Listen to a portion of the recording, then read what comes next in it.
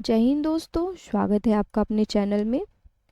तो हम लोगों ने मौर्योत्तर कालीन प्रवृत्तियाँ के टॉपिक को पढ़ा है और आज का हमारा टॉपिक है सांची। हम लोगों ने पिछले कई क्लास में 3 चैप्टर तक कंप्लीट किया है, जिसमें हम लोगों ने पढ़ा है प्रागैतिहासिक कला, मौर्यकालीन कला। अब हम लोगों को भारतीय कला स्थापत्य में मौर्योत्तर कालीन प्रवृत्तियों के बारे में जानना है। इसमें बहुत सारे टॉपिक्स हैं, उनको पढ़ना है काफ़ी डिटेल में, क्योंकि हमारे सीट एग्ज़ाम बीपीएससी टीआरडी 4 के लिए जो सीट है वह एक भी सीट नहीं आई है और इस साल नहीं आने की ही संभावना है। तो हम लोग नेक्स्ट ईयर तक के टॉपिक को मतलब कंप्लीट करेंगे कि हम लोग का नेक्स्ट ईयर, हालांकि सीट आनी चाहिए, अभी फाइनल नोटिफिकेशन नहीं आया है। ये बहुत गलत है फाइन आर्ट्स के बच्चों के साथ, लेकिन इसमें कुछ किया नहीं जा सकता है। तो हम लोग को पढ़ाई अपना साथ में लेकर चलना है और काफ़ी डिटेल में हम लोगों को पढ़ना है कि जब भी वैकेंसी आए हम लोग अपनी सीट को क्या कर सके, अपना अपना सीट ले सकें। जो बच्चे पढ़ेंगे लगातार, सीट उन्हीं की कंफर्म होगी, क्योंकि आप देखेंगे कि काफ़ी मात्रा में अभी काफ़ी संख्या में क्या है बच्चे हैं अभी जिन जो एग्ज़ाम में बैठेंगे, तो कंपटीशन ज़्यादा रहेगा, जिस वजह से आपकी अच्छी तैयारी रहेगी तो आप अपना कंफर्म सीट कर सकते हैं। तो हम लोग बढ़ते हैं अपने टॉपिक की ओर, और जो लोग भी इससे पहले की क्लास को नहीं देखे हैं वो प्लेलिस्ट में जाकर देख सकते हैं। तो हमारा आज का टॉपिक है सांची, जो कि क्या है, मध्य प्रदेश की राजधानी भोपाल से लगभग कितने किलोमीटर दूर है? 50 किलोमीटर दूर। सांची क्या है? एक विश्व धरोहर स्थल है। अब यहाँ पे बात किया जा रहा है, जो सांची है वह विश्व धरोहर स्थल है, जो कि अन्य अपेक्षाकृत छोटे स्तूपों के साथ सांची में 3 मुख्य स्तूप हैं।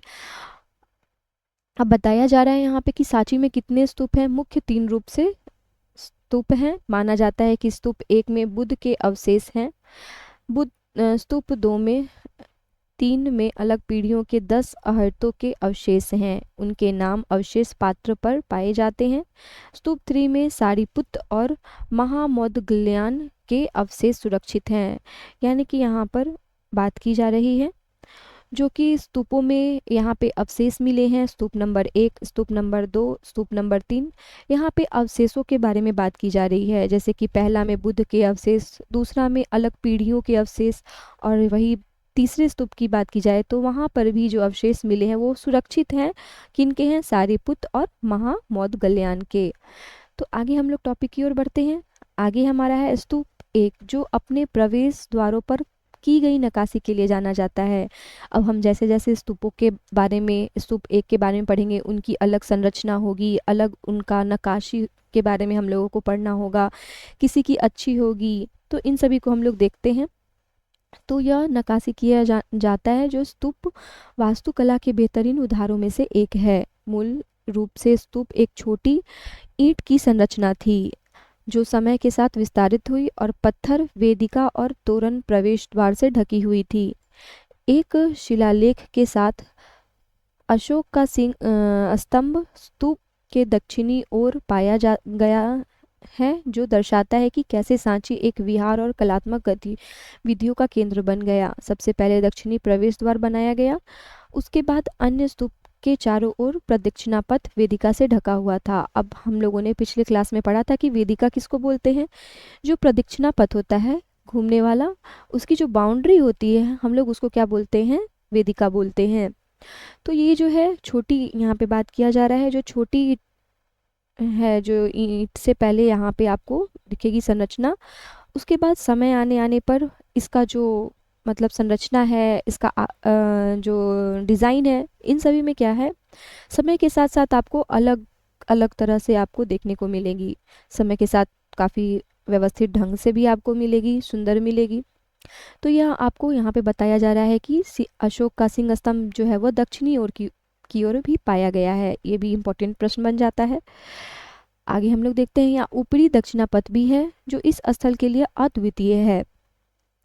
चारों प्रवेश द्वारों को मूर्तियों से अत्यधिक सजाया गया है। जो 4 प्रवेश द्वार हैं, उनको मूर्तियों से ज़्यादा जो प्रवेश द्वार हैं उनको सजाया गया है। बुद्ध को प्रतीकात्मक रूप से एक खाली सिंहासन, पैर, छत्र, स्तूप आदि के रूप में दिखाया गया है। अब प्रतीकात्मक, यहाँ पर बात करें तो प्रतीकात्मक का अर्थ होता है ऐसे कि किसी प्रतीक चिन्ह के माध्यम से किसी बात को बताना या अपने मतलब उस विचार वस्तु को क्या करना, व्यक्त करना, उस चीज़ को हम लोग प्रतीकात्मक बोलते हैं। जैसे कि यहाँ पे कहना है कि बुद्ध को सीधे मानव रूप में न दिखाकर आपको पद चिन्ह, छत्र, स्तूप आदि के माध्यम से आपको यहाँ पे क्या किया गया है, दिखाया गया है। सीधे मानव के रूप में न दिखाकर पैर, छत्र और स्तूप आदि के रूप में क्या किया गया है, दिखाया गया है। अब यहाँ पे बात किया जा रहा है चारों दिशाओं में तोरण बनाए गए हैं। उनकी शैलीगत भिन्नताएं पहली शताब्दी ईसा पूर्व से उनके संभावित कालक्रम का संकेत देती है।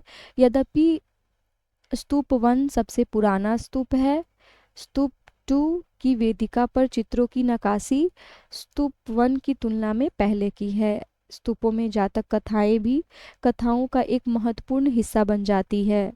यहाँ पर ऐसा उनका कहना है। स्तूप 1 की तुलना यहाँ पे की जा रही है कि स्तूप 1 क्या है, सबसे पुराना स्तूप है, जबकि जो स्तूप 2 है वह वेदिकाओं पर चित्र की नक्काशी की। वेदिका मतलब आपको बताया गया है जो स्तूप है उन प्रदक्षिणा पथ के बाहर की जो बाउंड्री होती है उसको वेदिका बोलते हैं। तो वहाँ पर जो चित्रों की नक्काशी की गई है उसकी तुलना से पहले की है। स्तूप में जातक कथाएं भी कथाओं का एक महत्वपूर्ण क्या बन जाती है, हिस्सा बन जाती है।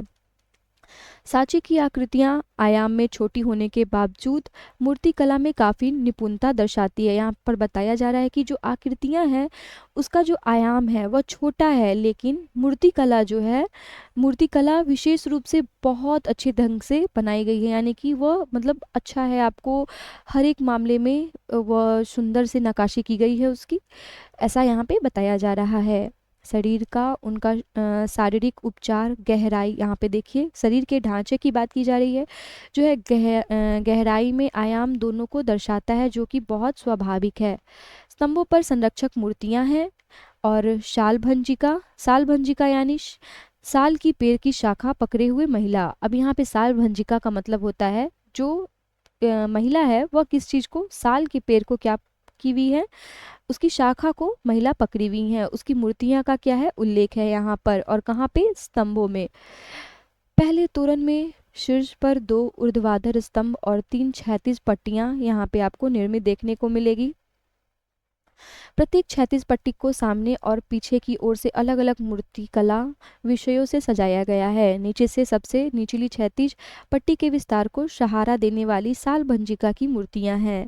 अब यहाँ पे आपको जब आप देखेंगे, स्तंभ देखेंगे, आपको उसमें देखने को यहाँ पे क्या मिलेगा, जो मतलब जो क्षैतिज पट्टी है उसको पीछे की ओर से अलग अलग मूर्तियों को क्या किया गया है, सजाया गया है, और नीचे की मूर्तियों को क्या किया गया है, सहारा देने वाली यानी जो शाल की पेड़ की मूर्तियां हैं वह बनाई गई हैं। और ऐसा दर्शाया गया है जो महिला है वो शाल की पेड़ को क्या की हुई है, पकड़ी हुई हैं। तो इस प्रकार हमने सांची को पढ़ा, उसके स्तूप के बारे में जाना, जो प्रदक्षिणा पथ है जो घूमते हैं, फिर वेदिका है, उसके तोरण की सजावट, प्रवेश द्वार से लेकर के हम लोगों ने इतने सारे तथ्य को यहाँ पर कंप्लीट किया।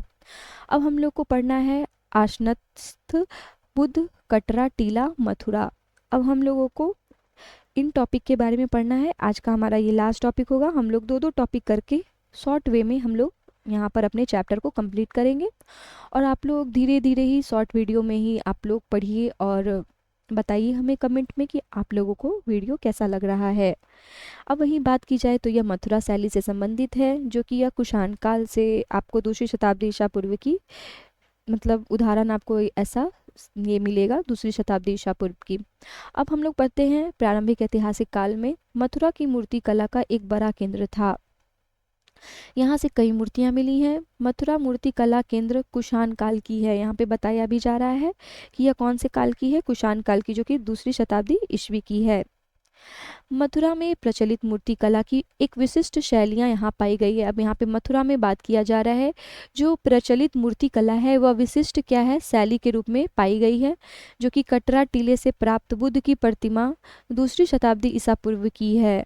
अब यहाँ पे कटरा टीले की बताई जा रही है, जो बुद्ध की प्रतिमा है वह यहाँ पे बताया ही गया 2री शताब्दी ईसा पूर्व की है। बुद्ध पद्मासन में बैठे हुए हैं। अब यहाँ पे बुद्ध के बारे में बताया जा रहा है कि जो प्रतिमा है वह कैसे किस प्रकार के ढांचे में बना हुआ है, यानी कि वहाँ पे पद्मासन में बैठा हुआ दिखाया गया है। और दाहिना हाथ में क्या है, अभय मुद्रा है, जो कंधे के स्तर से थोड़ा ऊपर बैठा है, जबकि बायां हाथ बाईं जांघ पर क्या किया गया है, रखा गया है। वही आगे बात करें तो उष्णीय यानी घुंघराले गांठ एवं लंबवत उभरे हुए प्रक्षेपण के साथ दिखाया गया है। इस काल की मथुरा की मूर्तियां मांसल शरीर वाली हल्की मात्रा वाली बनी है। आगे है कंधे चौड़े हैं, संघाटी परिधान केवल एक कंधे को ढकता है और इसे बाएं हाथ को ढकते हुए प्रमुखता से दिखाई देता है, जबकि धड़ को ढकते समय परिधान की स्वतंत्र मात्रा शरीर के धड़ तक कम हो जाती है। अब यहाँ पे आप मूर्ति को देखेंगे, यह है, यहाँ पे मेंशन नहीं किया गया है, यह मूर्ति है जो कि पद्मासन में बैठी हुई है और ये ब्लैक एंड वाइट है, इसलिए आपको देखने को नहीं मिलेगी। आप लोग सर्च भी करेंगे गूगल पे तो आप लोग इमेज के तौर पे भी देख सकते हैं। यहाँ पे आपको ऐसा दिखाई देगा, जो संघाटी परिधान है केवल एक कंधे को ढकता है, आप यहाँ पर देख सकते हैं, और इसके बाईं ओर की हाथ को ढकते हुए दिखाई देता है, जबकि धड़ क्या है, ढकते समय परिधान स्वतंत्र मात्रा शरीर में धड़ तक क्या हो जाती है, यहाँ पर कम हो जाती है। इस प्रकार से यहाँ पे आप देख सकते हैं, यहाँ पे सिंहासन पर क्या है, बैठे हुए हैं। और आगे देखते हैं, बुद्ध सिंहासन पर बैठे हैं। सहायक आकृतियों की पहचान पद्म पानी और व्रजपानी बोधिसत्वों की मूर्तियों में के रूप में की गई है, क्योंकि एक हाथ में कमल और दूसरे हाथ में वज्र है। यानी कि आप यहाँ पे देखेंगे, हम लोगों ने पिछली क्लास में भी पढ़ा है पद्म पानी और व्रजपानी का मतलब क्या होता है। तो पद्म पानी मतलब होता है हाथ में कमल, जो कि यहाँ पे है, और व्रजपानी मतलब होता है क्या है, दूसरे हाथ में क्या है, व्रज है। यहाँ पे आप देख सकते हैं, इस पिक्चर में मेंशन नहीं है, बट आप बुद्ध की प्रतिमा को देखेंगे, आकृतियों को देखेंगे तो आपको यहाँ पर पता चलेगा। फिर है वे मुकुट पहनते हुए और बुद्ध के दोनों ओर रहते हैं। बुद्ध के सिर के चारों ओर का प्रभामंडल बहुत बड़ा है और इसे सरल ज्यामितीय रूपांकनों से सजाया गया है। प्रभामंडल के ऊपर तिरछे दो उड़ती हुई आकृतियां रखी गई हैं। शरीर के कवर्स बहुत ही नाजुक ढंग से उकेरे गए हैं। शरीर के जो कवर्स हैं वो क्या है, बहुत नाजुक ढंग से क्या किए गए हैं, उकेरे गए हैं। बुद्ध की छवि जो है वह सीधी मुद्रा अंतरिक्ष में हलचल पैदा करती है। मांसल गालों वाला चेहरा गोल है। अब बताया जा रहा है उनके शरीर के ढांचे की, जो कि उनके छवि के बारे में बताया जा रहा है पहले, कि वो मुद्रा मतलब मुद्रा जो है, मुद्रा में बैठे हुए हैं और वो इस प्रकार से मुद्रा में बैठे हैं कि अंतरिक्ष में, उनके मुद्रा में होने के बावजूद अंतरिक्ष में क्या है, हलचल सी पैदा दिखाई, मतलब हलचल हो रही है। और उनका जो ये गाल है वह मांसल मतलब गोल चेहरा है और मतलब वैसा भरा भरा टाइप्स चेहरा है। आगे है पेट के उभार को नियंत्रित मांसलता से तराशा गया है। अब पेट के बारे में बात किया जा रहा है कि वह नियंत्रित है, मांसलता में तराशा गया है। मथुरा में कुषाण काल की मूर्तियों के कई बेहतरीन उदाहरण हैं, जो बाद के काल में बुद्ध छवि के विकास को समझने के लिए क्या है, महत्वपूर्ण है। तो हम लोगों ने पढ़ा यहाँ पर अभी आसनस्थ बुद्ध, जो कि कटरा टीला मथुरा जो कुषाण काल से संबंधित है, इनको हम लोगों ने पढ़ा। अब हम लोग आगे बुद्ध तक्षशिला हम लोग नेक्स्ट क्लास में पढ़ेंगे, और उसके साथ साथ धर्मचक्र मुद्रा में बैठे हुए बुद्ध, सारनाथ, इन सभी को हम लोग क्या करेंगे, आगे के चैप्टरों में पढ़ेंगे। हम लोग धीरे धीरे अपने टॉपिकों को कंप्लीट कर रहे हैं। आप लोग को जहाँ पे भी समझ में ना आए, अगर आप लोगों को प्रैक्टिस सेट भी कंप्लीट करना है तो आप लोग कमेंट में ज़रूर हमें बताइएगा कि आपको वीडियो कैसा लगा। वीडियो के अंत तक बने रहने के लिए धन्यवाद।